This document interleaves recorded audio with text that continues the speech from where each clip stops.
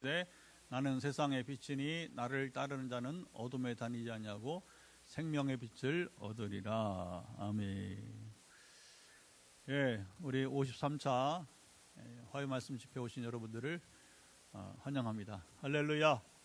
예, 모든 예배가 기다려지고 또 기대가 되겠지만 이 화요 말씀 치유 집회는 더 아마 여러분들이 이제 기다리고 또 기대하는 줄 믿습니다.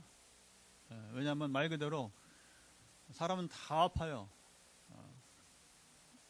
건강하다고 하지만 그러나 몸이 건강하면 마음이 건강하지 못하고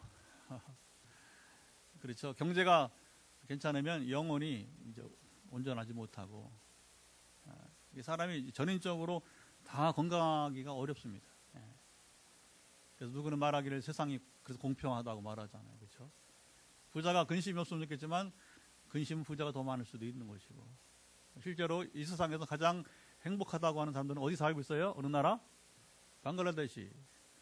경제적으로는 아주 형편없는 나라잖아요. 그렇죠? 1년에도 거기도 몬순, 태풍이 몰아치면 홍수 엄청납니다. 비가. 그렇게 그냥 다 휩쓸고 하는 거예요. 그 나라에서 여러분 배도 제대로 못 불리고 사는데도 불구하고 그들은 가장 행복하다고 말하는 걸 보면 참 이게 그래서 어쩌면 우리 인생은 보통 말하기를 공평하다 하는 말이 또 맞는 것 같습니다. 오늘 여러분들이 지금 기대하고 기다리는 회복과 치유는 무엇입니까? 우리 주님은 모든 걸 다 터치하십니다.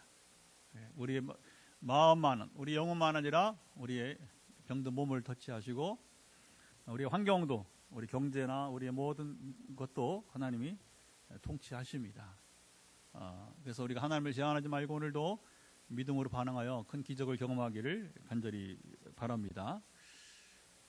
예, 지난주 성탄절이 또 월요일이고 이번에는 또 신년 어제 송구영 시인을 또 이제 우리가 하다 보니까 우리 새벽 기도를 이제 월요일 날 못했죠. 그리고 이제 오늘 이제 지난주도 화요일 날, 오늘도 화요일 날 이렇게 새벽 기도하면서 제가 오늘 집회를 준비하는 중에 힌트를 어떻게 얻었냐면 이제 12절에서 사실 힌트를 시작을 해서 하나님께서 주신 비전이 오늘 이 말씀을 나누면 좋겠다고 하는 거죠. 우리 12절을 먼저 거꾸로 읽어보겠습니다. 맨 마지막 절을 크게 읽어보면 예수께서 또 말씀하여 이르시되 나는 세상의 빛이니 나를 따른 자는 어둠에 다니지 않냐고 생명의 빛을 얻으리라. 여기 잠깐 말씀을 다시 한번 올려주시면 예수님이 이게 헬라어로 에고에이미라고 해서 에고는 아임. 그러니까 에고가 아이고 에이미가 뭐냐면 나는 누구누구이다. 그러니까 영어로 I am 하면 나는 누구이다 할 때 그 표현이잖아요. 그렇죠? 그래서 이제 예수님이 나는 포도나무요, 나는 너희 목자요 할 때에 그게 에고에임이거든요. 이제 여기서는 나는 세상에 뭐라고 했어요? 빛이시다. 그리고 마지막 절에는 곧 그 빛은 어떤 빛? 생명의 빛. 다 생명의 빛.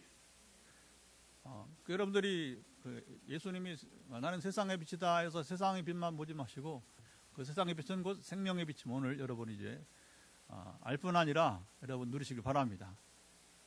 그래서 우리가 성경을 몰라서가 아니라 하나님께 제가 묻는 거죠. 오늘 설교를 뭘 할지 몰라서가 아니라 오늘 특별히 어떤 말씀을 이제 선포하면 좋을지, 그것은 청중인 여러분들이 현장이나 지금 10명이 지금 영상 함께 하는데 이제 영상으로 함께하는 10명이든지 누구든지 지금 오늘 말씀을 하나님께 듣기를 원하시는 분이 있다고 저는 믿습니다. 물론 복음은 사실은 언제 누구나 들어도 다 들어야 될 말씀이지만 특별히 오늘 저녁 시간에 여러분 심령에 오늘 이 본문을 통해서 도전을 받으시길 바랍니다. 그리고 미리 이제 오늘 도전을 드리는 것은 이제 오늘은 어떤 사람을 하나님께서 치유하시기 원하십니까? 이렇게 이제 물었는데 세부치 모양이 나오면 그 세부치가 말하자면 내게 충격을 준 거예요. 그래서 그 쇠붙이 모양대로 내 몸에 흔적이 남아있는 사람. 우리가 적용한다면, 여러분 다 보셨죠? 오늘 53차 우리 말씀 치유 집회 다 예고 보셨죠? 그대로 제가 기록을 한 거예요. 외부 충격으로 상처를 입었는데, 그것이 내 몸에 아직 자국이 남아있는 사람. 그게 몸으로 자국이 남아있을 수도 있고, 그리고 그러니까 상처가 남을 수 있잖아요, 그렇죠? 그 쇠자국대로. 아니면 내가 그 심령에 말할 수 없는 상처를 입었는데 그 상처 자국이 지워지지 않고 그게 이제 회복이 안 되는 사람이 있을 수 있다는 거예요. 그래서 오늘 하나님은 우리 머리끝부터 발까지 우리가 선포하는데 늘 이 종합병원처럼 하나님 고치시는데 저는 그게 참 감사해요. 한 번은 이제 어느 뭐 치유사역자 모임은 아닌데 그래도 이제 성령의 은혜를 따라 사는 사람들이 모인 그 모임이 미국에서 있었어요. 제가 초기에 성령 임할 때 2010년에 임했으니까 2011년, 12년 제가 두 차례 미국 가면서 거기에 상당히 은사가 소위 말하면 성령 은사가 이제 발휘되는 분들이 함께 하는데 근데 이제 누구는 막 그 뼈 기도를 하면 그 뼈에 관한 질병이 많이 낫는다는 사람도 있고 그래서 뭐 전문의도 아닌데 뭐 그런가. 근데 이제 치유 사역 중에 그럴 수도 있는가 봐요. 치유는 뭐 하나님이 다양하게 하시니까 글쎄 몰라요. 사역을 이제 주로 서울 수도권에서 거기는 뭐 사람이 많으니까 사역자도 많고 그래서 그런지 이제 근데 저는 돌이켜 보니까 이렇게 뭐 어느 한 부분이 아니라 정말 이 머리 끝부터 발끝까지 하나님 정형외과만 아니라 아까 그 목사님은 뭐 마치 정형외과 의사처럼 이제 하나님께서 이 뼈 부분에 많이 이제 가령 이제 근데 저는 돌이켜 보면 하나님이 이 정형외과만 아니라 정말 이제 어떤 신경외과부터 시작해서 또 이 내과 그 속쓰림 그 위염부터 해서 다양하게 또 어쨌든 산부인과 그래서 뭐 유방암도 낫게 하시고 뭐 들어보면 종합병원처럼 역사하신 분인데 아마 제가 포항에서 사역을 하기 때문에 왜냐하면 이런 사역을 한 사람이 별로 없으니까 하나님 저를 포항에 보내시고 21년째 이제 목회하면서 이제 치유 사역은 벌써 해가 또 넘어갔네요. 그래서 이제 15년 차 소위 15년 차 이제 치유 사역을 하게 되는데 일단 저는 그랬어요. 저는 이제 15년 차 치유 사역을 하면서 하나님은 우리 60만 고치지 않으시고 심령의 치유를 받는 사람이고 누군가 미워하던 사람이 하나님께서 왜 네가 미워하느냐 성령께서 그래서 미워하는 감정을 또 고침받고 할렐루야 다양하게 뭐 방언임 하면서 또는 하늘문이 열리면서 우리 신학생들이 이제 아시아나 아프리카 신학생들이 하나님 임재를 경험하면서 영혼이 회복되어지고 그 참 기쁨을 맛보는 것도 맛보았다고 간증을 들으니까 알죠. 뭐 제가 뭐 합니까?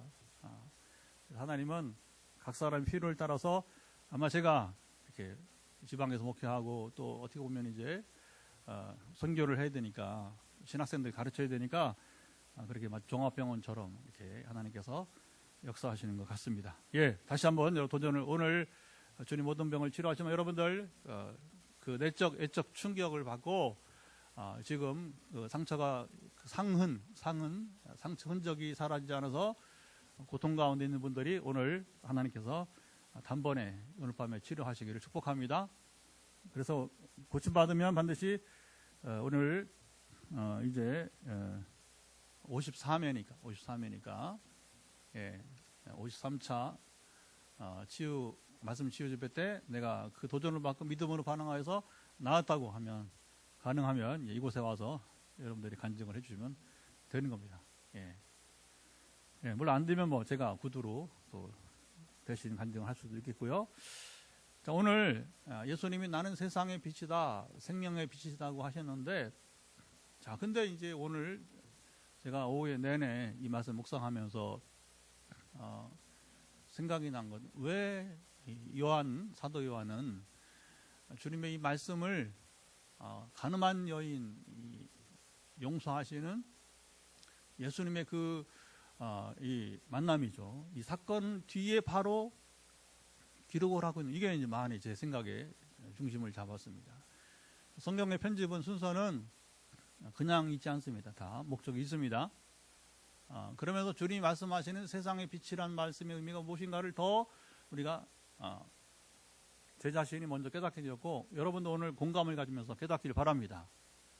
그리고 주님이 그래서 이 가늠한 여인을 용서하는 이 사건 뒤에 이 말씀을 하신 것으로 더 오늘 우리가 의미가 있다. 이렇게 이따가 결론을 내리면서 기도할 때에 이제 그렇게 적용할 수 있겠다 이렇게 싶었습니다.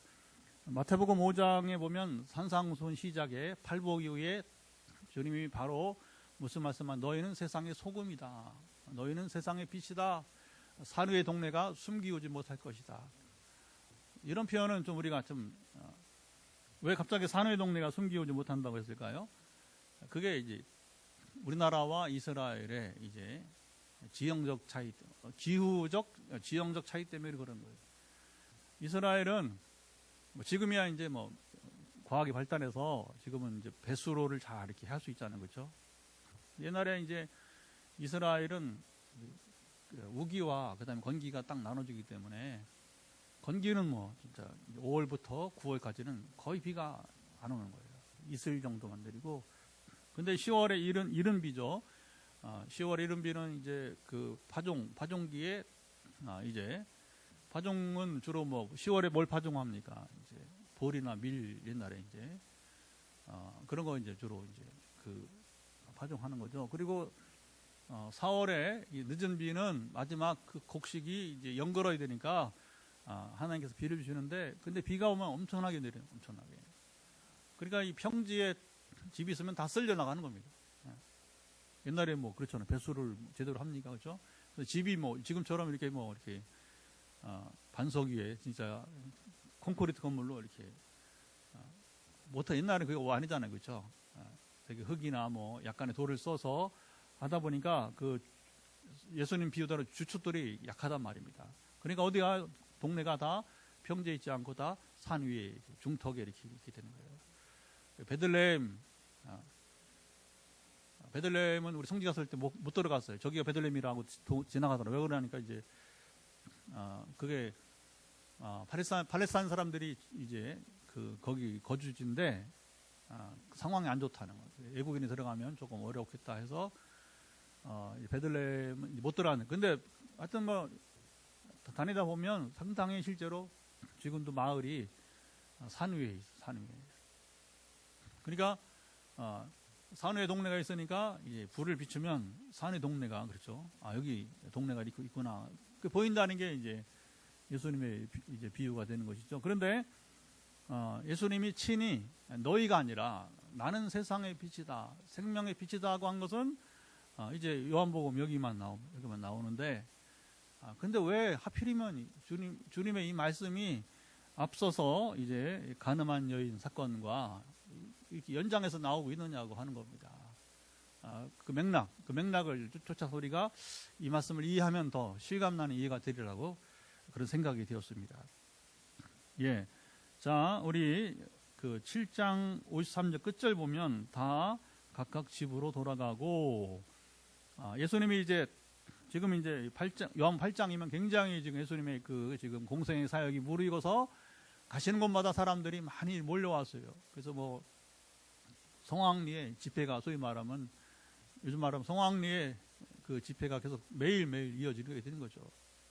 그리고 이제 저녁 무렵이 되면 다 이제 각각 집으로 가고 예수님은 자 보십시다. 이제 8장 보면 예루살렘으로 가시지 않고 어디로 가시다고 했습니까? 1절 보니까 감람산으로 가시니라. 이게 산에서 유숙을 한 건지 저는 이제 산이 아니라 되게 우리가 성경 보면 예수님이 예루살렘에 오시면 주로 어디로 가시냐면 우리 잘 아는 나사로 집으로 주로 가셨어요. 그 친구라 부르면서 거기 마르다와 마리아가 누이들이 대접을 잘 또 해줬고 해서 감람산 기슭에 베다니 마을이 있습니다. 아주 그 예루살렘 이제 이렇게 오른쪽에 감람산이 있는데 지금은 다리가 있어서 금방 지나가지. 옛날 같으면 이제 그 기도론 시냇가를 건너서 감남산에 이르게 되는 거예요. 그러면 감남산을 끼고서 이렇게 한 바 약간 돌아가면 바로 거기가 베다니 마을이에요. 베다니 마을. 그래서 아마 일일이 나사로 이름을 또 이제 그 사실은 이제 그 나사로가 다시 살아난 다음에 유대인들이 나사로를 죽이려고 그래서 이제 요한복음 기록할 때에도 굳이 나사로 이름을 밝히지 않고 그냥 감남산이라고 이렇게 표현한 것이 아니겠는가 추정해 보는 거죠. 추정해. 예. 굳이 뭐 거기 그 나사로 집이 있는데 감남산에서 유숙가를 할 필요가 있었을까? 그렇게 한번 우리가 생각해 보게 됩니다. 그러니까 여기서부터 항상 우리는 이제 갈라지는 겁니다. 왜 예수님은 예루살렘에 좋은 집들이 많이 있는데 숙소가 많이 있는데 어떤 영원한 이스라엘 수도 아닙니까? 수도 다윗 때부터 처음엔 다윗성, 그다음에 시온성 이렇게 그리고 이제 훗날에 예루살렘으로 명명이 되고 있습니다. 그것은 바로 예루살렘 안에는 예수님을 나사로 가정처럼 환영해 주는 집이 없었기 때문에 그럽니다. 그래서 우리가 성경을 읽을 때마다 그냥 이렇게 지나가지 말고 이런 부분을 여러분 오늘도 우리 마찬가지예요. 여러분 주님을 좀 환영해 주세요. 여러분 주님을 환영하세요. 주님과 친밀하세요. 그냥 한 종교로 여기고 그냥 여러분 어떤 그 무인격으로 이렇게 아무런 여러분 감정 느낌도 없이 하나님과 주님 관계가 우리 관계가 어떤 사람이 보겠냐면 어쨌든 하나님과 정말 친밀한 사람. 주님을 환영하는 사람, 성령님을 환영하는 사람 여러분 되시 바랍니다. 이런 사람들이 뭐냐면 굉장히 성경을 듣는데 흡수력이 좋아요. 여러분이 우리가 믿음 생활을 잘 하려면 흡수력이죠. 흡수력이 제일 좋은 게 뭔지 알아요? 스폰지예요. 스폰지. 저는 뭐 성령의 실제 임재와 역사는 능력은 2010년에 있지만 제가 거듭나는 체험은 1980년도 했어요. 그러니까 꼭 30년을 제가 종교 생활을 했다고 보는 거죠. 근데 이제 30년 전, 2010년부터 30년 전이 1980년도 고등학교 2학년 때 그때 이제 교회는 뭐 왔다 갔다 했지만 그러나 중요한 건 그 해가 왜 중요하냐면 제가 스폰지가 되었기 때문에 성경을 읽어도 쏙 빨아들이는 거예요. 설교를 들어도 그대로 좀 백지에다가 쓰듯이 저희는 그 후로는 지금까지 그렇게 살아왔던 것 같아요. 다만 제가 장로교 신학을 하고 미국에서 대학원 감리교 대학에서 또 미국에서 또 공부도 하고 그게 뭐 이렇게 제가 뭐 순복음 교회하고는 거리가 좀 멀어 접할 게 없었어요.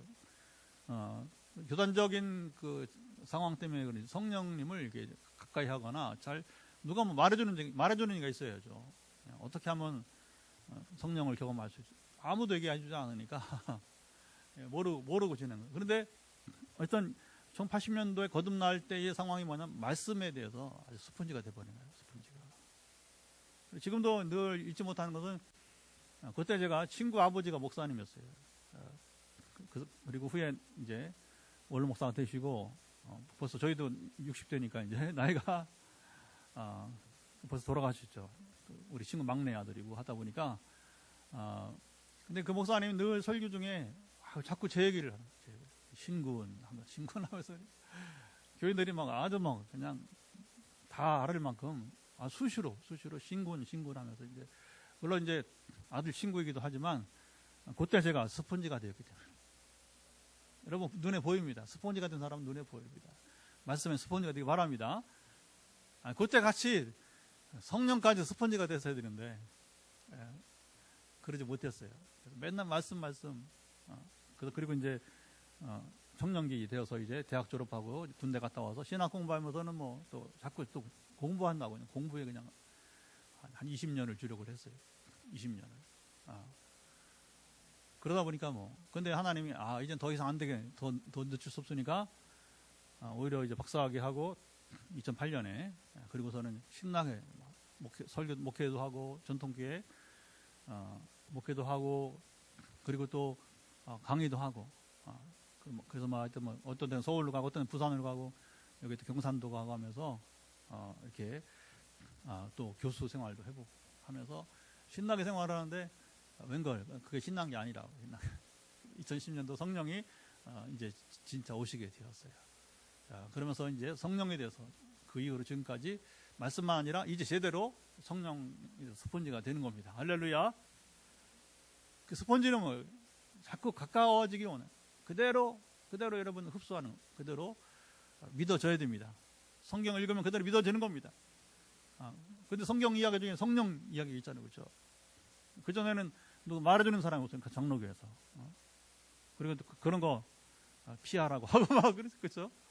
자꾸 피하라고 하고 이렇게 멀어지니까. 그러니까 자꾸 뭐 관념적인 종교가 되고, 그리고 또 공부만 하다 보니까 더 멀어진 이제 이야기가 된 것이죠. 그러나 이제는 말씀과 더불어 신학과 더불어 그리고 성령 이게 다 하나가 되어서 이렇게 스폰지가 되다 보니까 더 이제 무르익는 그런 삶을 살게 되는 것이죠. 여러분, 이게 예수님이 감람산으로 가시니라. 이게 이 한마디가 너무 여러분 슬픈 메시지. 예루살렘 사람들은 슬픈 메시지. 왜 그러면 그렇게 싫었느냐 했을 때에 자 3절에 이제 예루살렘에 사는 사람들이 나오죠. 거기서 뭐라고 나옵니까? 3절 한번 읽어보도록 하죠. 서기관들과 바리새인들이 음행 중에 잡힌 여자를 끌고 와서 가운데 세우고. 근데 이 사람들이 또 어디 나오냐면 이제 13절 오늘 읽지 않았는데 여러분 성경은 다 있잖아요, 그죠? 13절 한번 같이 읽어볼까요? 성경을 표식 읽어볼까요? 시작. 바리새인들이 이르되 내가 너를 위하여 증언하니 내 증언은 참되지 아니하도다. 자 여기 이 바리새인 서기관들 왜 주님이 가까이 하지 않느냐면 주님을 인정하지 않은 거예요. 바리새인 서기관들 직업이 뭐예요? 종교인, 율법 선생들이에요.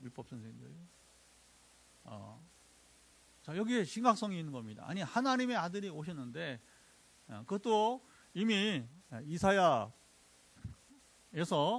수없이 예언한. 그러면 여러분 랍비들, 이 바리새인 서기관들이 율법 선생들이 구약 성경에 예언된 여러분 예수 이야기가 얼마나 많아요, 그렇죠? 우리 주님 이야기가 얼마나 많아요, 그렇죠? 그런데 그걸 다 지금 하나님의 아들이 오셔서 지금 공생과 무르익고 가고 군중들은 막 여기에 지금 이제 막 감탄하고 하는데 이 사람들은 뭐 하고 있습니까? 지금 이제 내 증언은 참되지 않. 주님의 권위를 인정하지 않는 거예요. 지금 주님이 누구인지 모르는 여러분 영적 맹인이 되어버렸다고 하는 것이죠. 근데 지금도 마찬가지. 지금도 아까 저의 장로교 생활 얘기했지만 지금도 우리가 성경을 얘기한다고 하지만 참 답답할 때 많이 있습니다. 왜냐하면 그걸 그대로 이제 스폰지처럼 받아들여야 되는데 안 받아들이니까 이게 참 답답한 면이 있는 것이죠. 이제 그리고 또 이들의 문제는 무엇이냐면 여기 이제 6절을 봅시다. 가늠한 여인을 끌고 왔는데 왜 끌고 왔느냐? 6절 시작. 그들이 이렇게 말하면 고발할 주권을 얻고자 하여 예수를 시험함이러라. 예수께서 몸을 굽히사 손가락으로 땅에 쓰시니. 여기 이 사람들 바리새인 서기관들은 뭐예요? 예수님을 고발하려고 그리고 시험하려고 고발할 조건을 찾으려고 이제 이 여인을 데려온 겁니다. 사실은 오늘 본문에 보면 이게 허점이 무슨 허점이 있느냐면 여러분 간음은 혼자 합니까? 남자 어디 갔어요? 남자는 이제 어디 가고 여자만 붙들어 왔냔 말입니다. 이게 이상하잖아요, 그렇죠?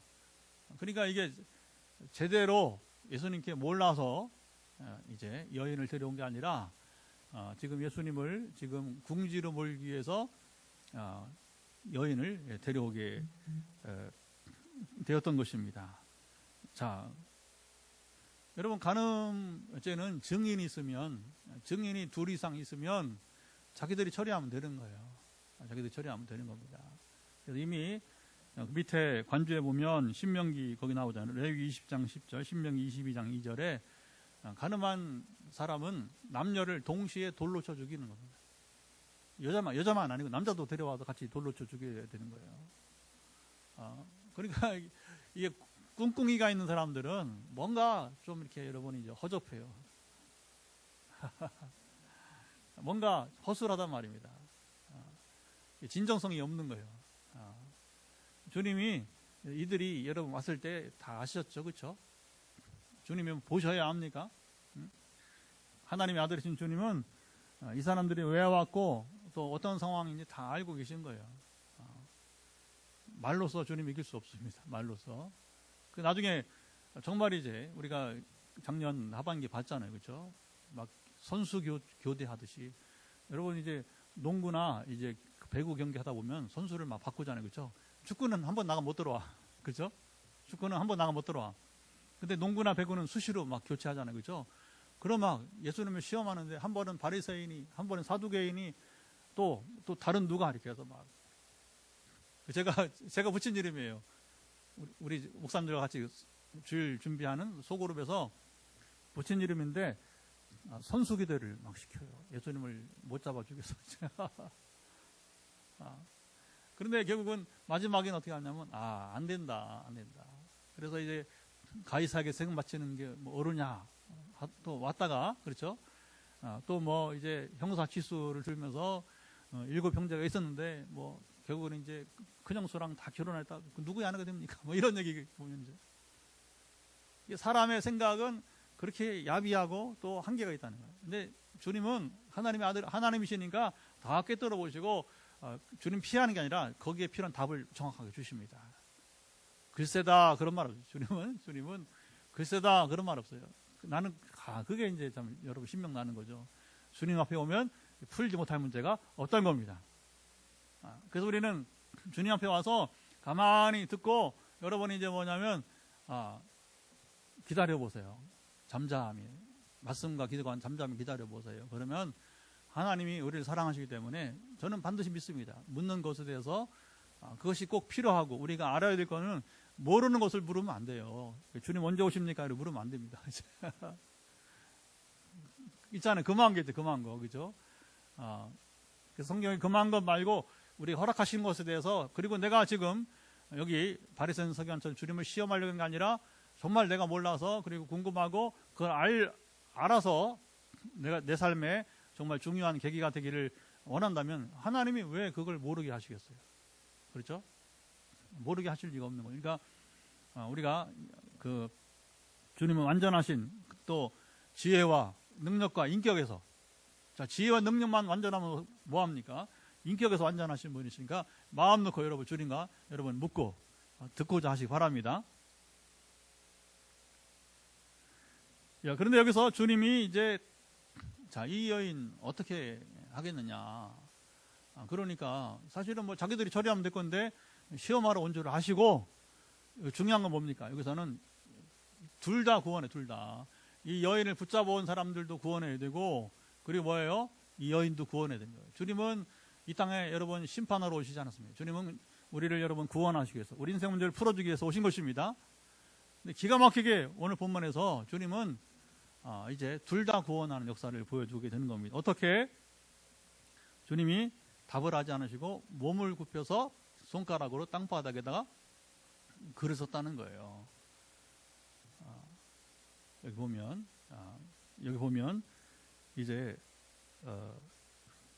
왜 글을 썼을까요? 또 무슨 글을 썼을까요? 뭐 이제 성경에 나와 있지 않는 것은 유추할 필요가 없습니다. 중요한 게 아니기 때문에.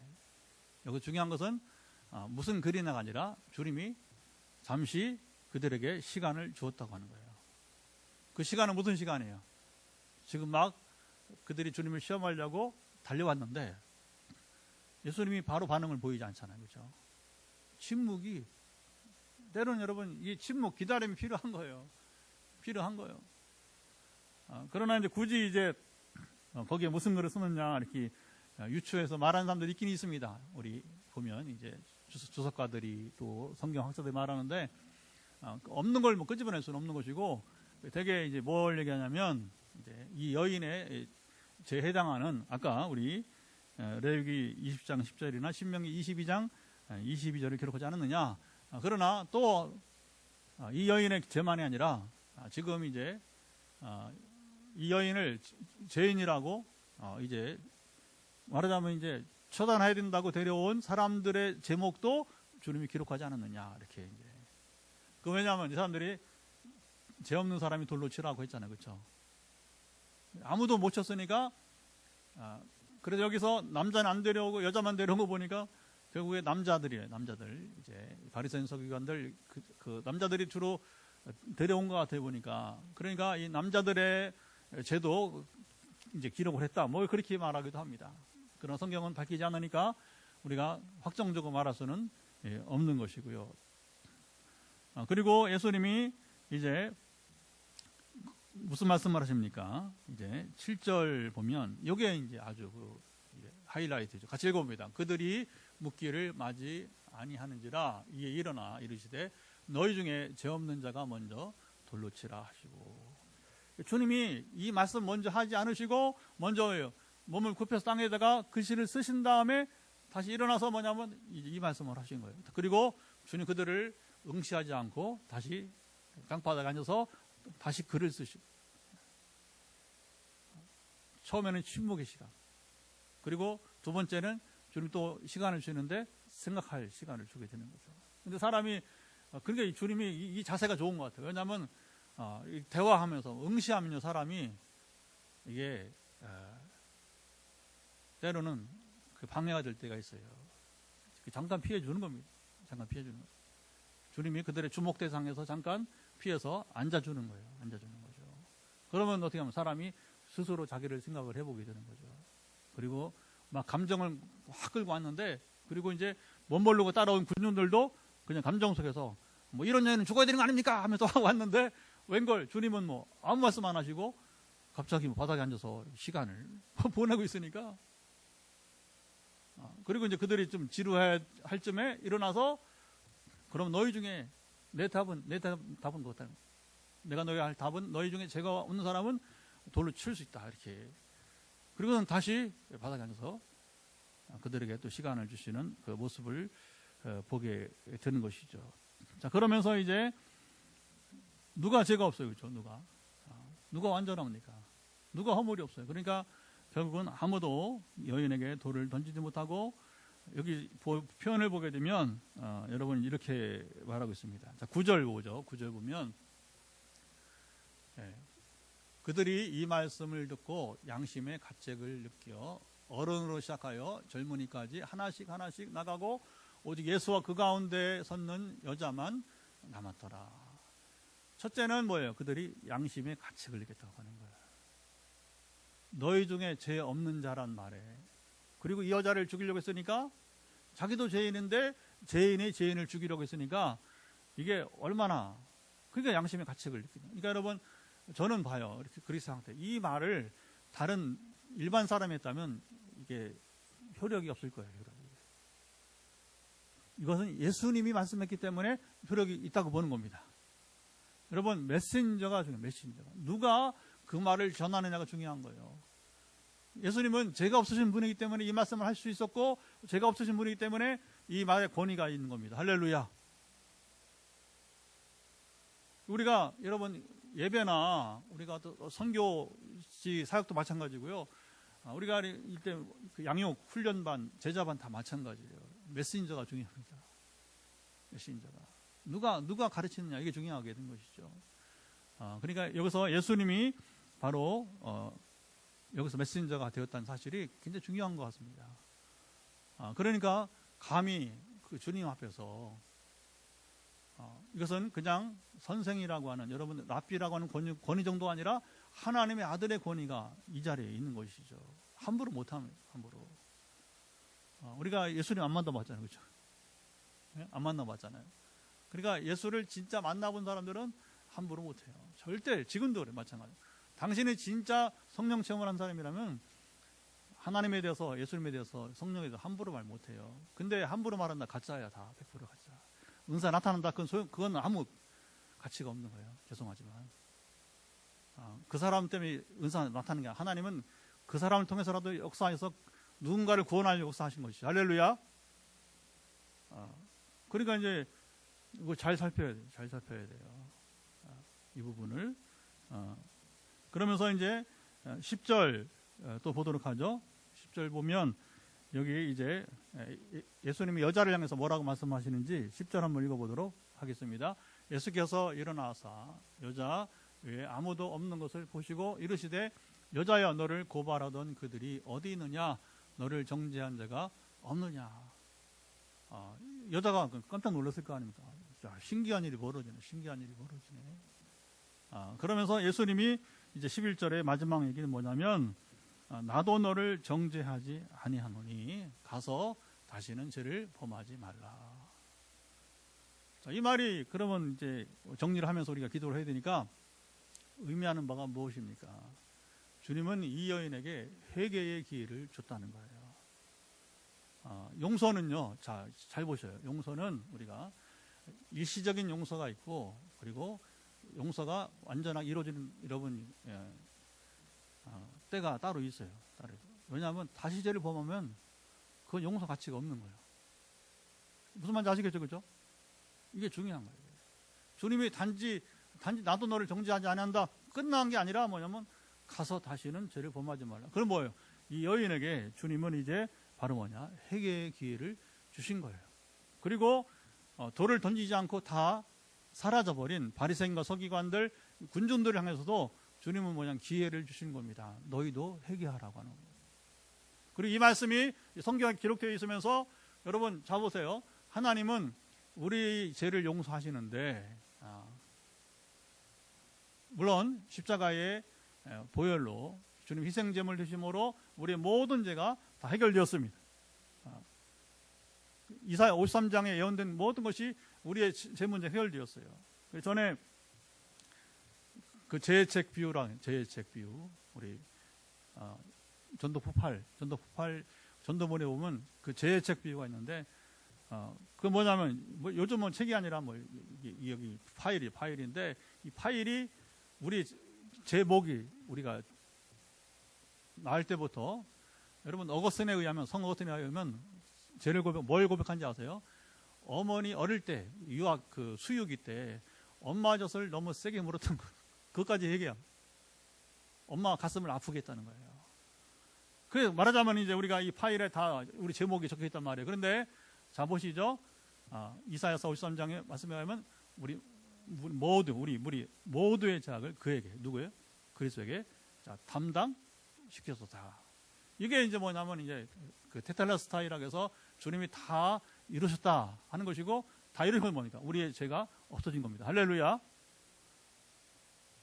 이것은 이제 우리의 죄 용서의 시작이고 이 여인을 용서하신 것처럼 그러나 이 죄 용서가 완전하게 이루어진 것은 뭐냐면 다시는 죄를 범하지 말아야 됩니다.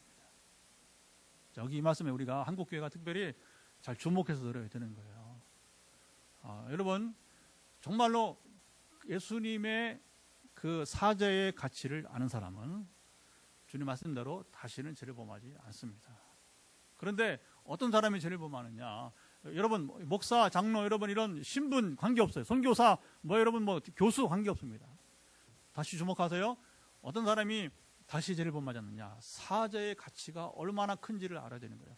나를 용서하신 주님이 어떻게 십자가에서 못 박혀 죽으시고 그가 고난당하셨는지 그 고난에 여러분이 이제 그 가치를 아는 사람은 다시 죄를 범하지 않는다는 거예요. 할렐루야. 그런데 이제 이게 어떻게 참다운 경험이 되느냐 하면 할 수 없어요. 성령이 임하셔야 돼요. 아까 다 말씀의 스폰지, 성령의 스폰지가 돼야 돼요. 물론 제가 살아온 경험에 의하면 그렇습니다. 그래서 저희 인생은 항상 부흥회 할 때 또 제가 아시아, 아프리카, 유럽에 다니면서 증거할 때 항상 2010년 얘기를 하는 거예요. 내 인생의 터닝 포인트였다. 성령이 실제 내가 오시니까 뭐가 달라졌냐. 이 말씀 가서 다시 죄를 범하지 않는다는 겁니다. 할렐루야. 이게 용서의 완성이 되는 거예요. 그래서 물론 주님은 이게 안 돼. 또 다시 죄를 범해요. 그러면 뭐냐? 자, 주님이 주목하세요. 뭐라고 했습니까? 회개하거든 70번씩 7번이라도 용서하라. 이건 490번 하라는 게 아니라 사실은 무한대로 용서하라고 하는 거예요. 그런데 자, 이게 부끄러운 겁니다, 여러분. 용서를 했는데 또 실수하면 그 인격이 부족한 거예요. 그렇죠? 아직 신앙 성숙이 아주 미진한 아주 어린 아이와 같다는 겁니다. 되게 여러분 청년들까지는 그럴 수 있어요. 그러나 이제 그 이후에 우리가 청년기가 아니고 이제 좀 어른이 되면, 우리가 막 어른이 되면 적어도 뭐냐면 이 말씀에 간음이라는 것을 보면 이 여자는 처녀가 아니에요. 그렇죠? 유부녀라면 유부녀. 그러면 이 어른이요, 어른. 애를 낳아보고 길러본 여러분 어른이라는 겁니다. 그래서 한 번 용서를 주님께 받았다면 여기서 핵심 바로 뭐냐면 다시는 죄를 범하지 말라. 여기에 우리가 여러분 초점이 있다 생각이 되어집니다. 그래서 한국교회가 제대로 들으면 뭐냐? 우리가 죄 용서를 너무 값싸게 여기지 말고 값비싸게 여기라. 그러면 이 여인처럼 가서 다시 죄를 범하지 않는 주의 말씀대로 될 줄 믿습니다. 자, 그러면서 바로 아까 예고한 대로 주님이 나는 세상의 빛이고 생명의 빛이라고 했습니다. 여러분, 예수가 이 여인에게 와서 주님이 말씀하시면서 세상의 빛이 되어주셨어요. 그리고 이 여인을 지금 가늠한 여 끌고 온 사람들에게 주님이 여러분 세상의 빛이 되어주시고 그 빛은 궁극적으로 생명의 빛이었던 겁니다. 여러분, 생명이 무엇입니까? 우리가 죄를 떠나서 죄 용서를 받고 하나님과 관계가 회복되는 것이 여러분 생명이 아니겠습니까? 아멘. 하나님과 화목하는 것이 여러분 이게 생명이란 말이에요. 하나님과 화목하지 못하면 우리는 주님 말씀한 대로 천하를, 우리가 여러분 온 천하를 얻고도 제 목숨을 잃으면 무엇이 유익하리요? 하나님과 끊어지면 우리는 세상 모든 여러분 이제 뭐 재벌이 된다 할지라도 소용이 없는 겁니다. 최근에 보면 현재 세상에서 제일 부자가 누구냐? 일론 머스크인데 아시죠? 미국의 사업가. 요즘엔 또 우주 사업도 하면서. 근데 이 친구, 젊은 친구가 이제 그 보면 말이 거칠어요. 막 방송국에 나와서도 막 욕을 하고 막 그래. 형편없는 인생이에요. 아니 여러분, 재벌이 방송국에 나와서 왜 욕을 해? 그 자유입니까? 방종이지. 인격이 터무니없이 부족한 사람이란 말입니다.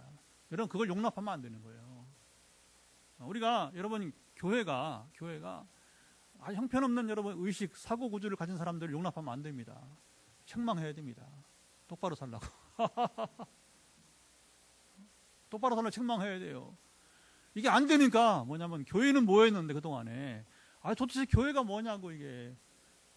여러분, 주님은 세상에 빛이시고 그 다음에 뭐니까 산상 거꾸로 다시 산상수훈 마태복음 5장 가면 너희가 세상의 빛이라고 했습니다. 아멘.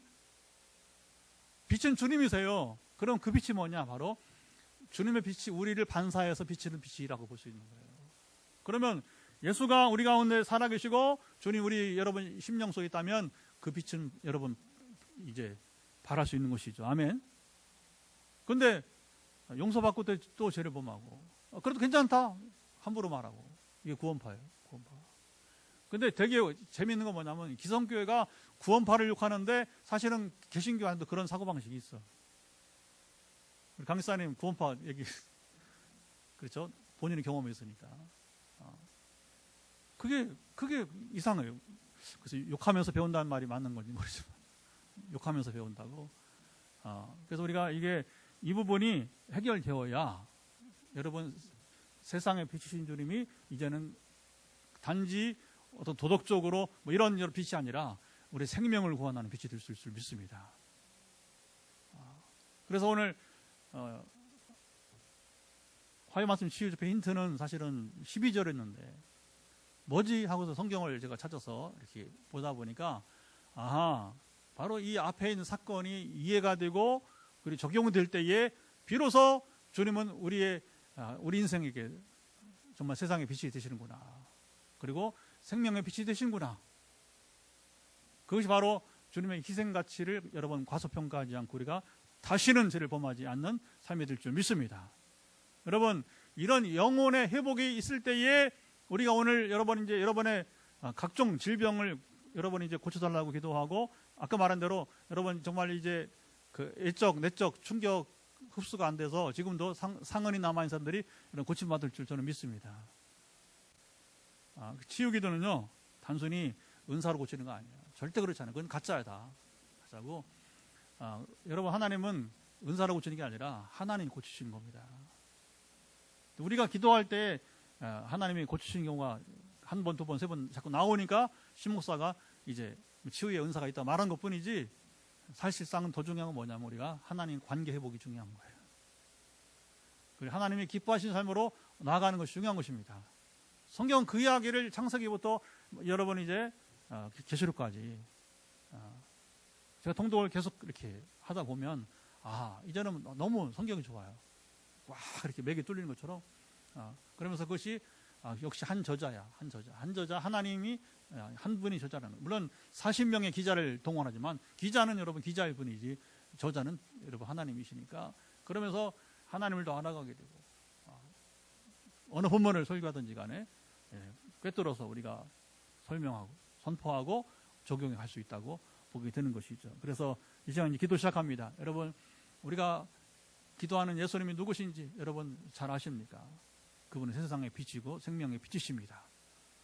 그래서 세상의 빛이 생명의 빛인 주님께 오늘 말씀을 들은 대로 먼저 내 속에 여러분 이제 죄가 있는지 보시고 이런 죄를 해결하시고 그리고 다시는 죄를 범하지 않도록 결단하시기 바랍니다. 그러면 하나님과 신뢰관계 회복되어지고 주님이 우리가 더 임재가 많아지게 될 거예요. 같이 먼저 말씀을 따라 기도하고 두 번째는 치유 기도를 하겠습니다. 같이 기도합니다. 하나님 아버지 시간 우리가 기도하게 되는 것은 이제 먼저 말씀을 따라 우리가 기도하게 됩니다.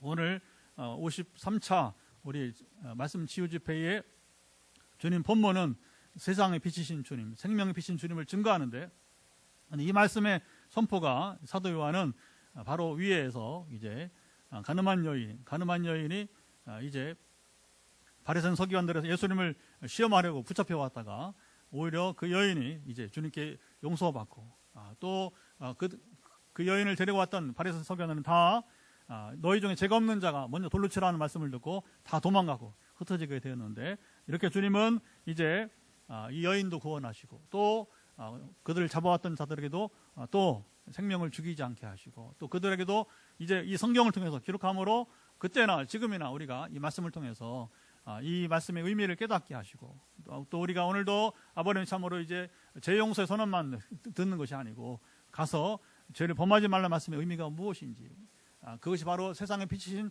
주님이 우리 삶 속에 와서 우리가 변화되고 나가는 생명의 빛이 되는 그 사건이 되게 하시고 그렇게 이루어지이다 함께 하시고 지켜줘서 우리가 치유기도 하기 전에 먼저 주님이 누구신지를 바로 알고 주님 관계가 회복되는 가운데서 우리가 구할 때에 내가 너희 안에 주의 말씀이 우리 가운데 있을 때에 무엇인지 이제 원하는 대로 구하라 그러면 이루시리라 말씀하신 것처럼 이 시간 우리가 이 말씀을 이해하고 바르게 우리가 참으로 이제 주의 말씀 우리 가운데 거할 때에 주님 우리 가운데 거할 때에 오늘 우리의 부르짖음이 응답될 줄을 믿습니다. 자 이제 이 문제 해결했으니까 기도합니다. 여러분 머리끝부터 발까지 이제 환부의 손을 얹으시고 하나님의 긍휼을 구하는 겁니다. 여러분 하나님 종합병원입니다.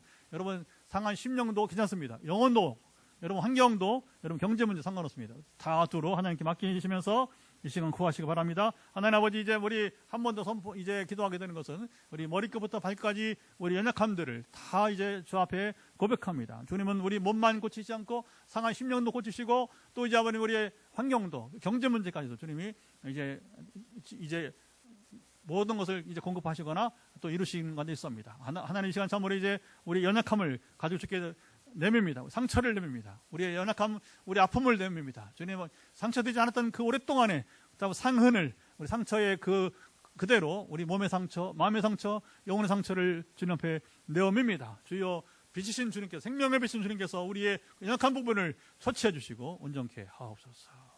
자 이제 선포하면서 이제 예배를 마치고 이제 현장에서 안수기도 또 전화기도 이어지게 되겠습니다. 여러분 한 번 다시 한번 손을 얹고 하나님 아버지 시간 말씀을 따라 기도하고 또 이제 우리가 믿음으로 이 시간 구하면서 지금 하나님의 치유와 회복을 기다리고 있사오니 우리 상처를 주님께 내밀었습니다. 아버지 아시죠? 함께 하사 지켜주소서. 지금 머리부터 끝부터 발끝까지 연약한 가운데 지금 터치하고 있는 모든 부위들은 회복될 것을 예수 그리스도로 명하노라.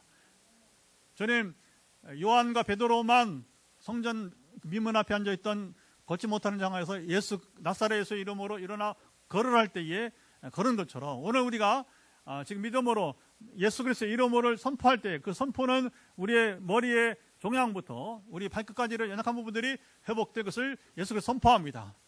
주님의 이름 권세가 능력이 있어서 오늘도 우리의 머리 종양을 제거해 주시고 불면증을 고쳐 주시옵시고 목의 갑상선을 제거시켜 주시고 눈의 모든 지금 우리 영상 예배드리는지 오시지 않았는데 집사님의 눈에 모든 약품이 아직도 이제 안구에 남아서 이제 어려운 것들, 참으로 이 문제도 풀어줄 것을 예수로 선포합니다. 아버지 아시죠? 그리고 이제 모든 우리의 이제 목부터 해서 어깨, 우리 어머니들 평생 자녀 키우고 일 때문에 고생하여서 허리로 주님이 자고래까지 지금 터치하고 있는 부분들 예수 그리스도 명한다 회복될지어다. 모든 통증은 사라질지어다. 뼈, 신경, 근육 조직 모든 통증은 사라질 것을 예수 그리스도 이름으로 명하노라.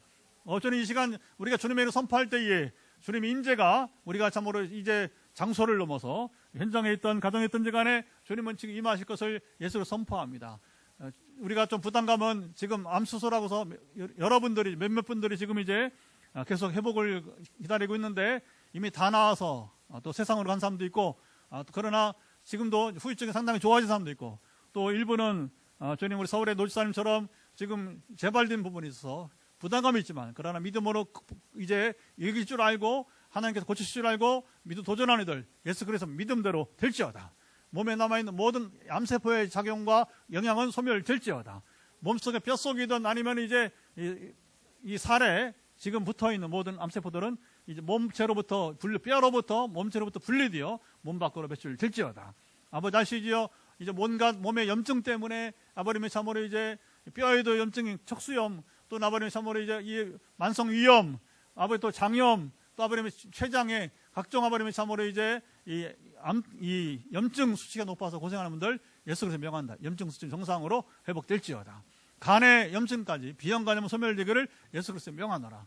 주님 아버님의 주께서는 간경화를 고치신 주님께서 이제는 주여 아직 간에 남아있는 비형간염조차 완전 회복될 것을 예수 그리스도로 명하노라. 아버지 아시지요? 정말 증인되기를 소망하는 간절한 참으로 이제 이 소망이 그 사모함이 실제로 이루어질 것을 예수 그리스도로 명하노라. 아버지 아시죠? 여러 사람이 지금 성령의 마의 권능을 받고 증인되기를 구하고 있사오니 그대로 이루어지이다. 주님 통치하시고 함께하사 지금 다 일일이 거명하지 못하지만 또 심장 기능 또 혈관 등 지금 이제 증진되어야 될 부분들 부종 아버님 참으로 이제 주께서 최근에 우리 봉화의 장로님은 처방을 증명됐사오니 부종이 나아지고 있습니다. 완전한 이제 이 부종이 회복될 것을 예수 그리스도로 명하노라. 아버지 아시죠? 주님이 두루하신 것에 쌓은 우리의 그 모든 연약함들을 지금 만지시고 오늘 예고하신 대로 특별히 이제 오래전에 어느 정한 때에 외부적 내적 충격 때문에 지금 몸의 상처 또 이 마음의 상처 영혼의 상처가 있는 분들 예수 그리스도 명한다. 상처는 이제 회복될지어다. 주님이 내가 너를 안다 하실 때에 내적 치유가 일어납니다. 주님 아버님이 지금 조용한 주음성이 들리게 하사 내가 너를 안다고 하시는 주음성이 들리게 도와주옵소서. 다음 주에 이어지는 이제 54차가 또 기대가 되어집니다. 이제는 우리 주 예수 그리스도의 은혜와 아버지 하나님의 사랑하심과 성령의 교통하심이 오늘도 화요 말씀 집회 함께하며 오늘 주시는 말씀을 쫓아서 정말 세상에 비치신 주님의 생명의 빛으로 나를 고치시고 새롭게 한 육신만 아니라 우리의 심령, 영혼, 환경까지도 새롭게 되기를 원하는 우리 사랑하는 모든 이들 가운데 영원토록 함께하옵시기를 간절히 축원하옵나이다. 아멘. 할렐루야. 여기까지 방송은 마치겠습니다.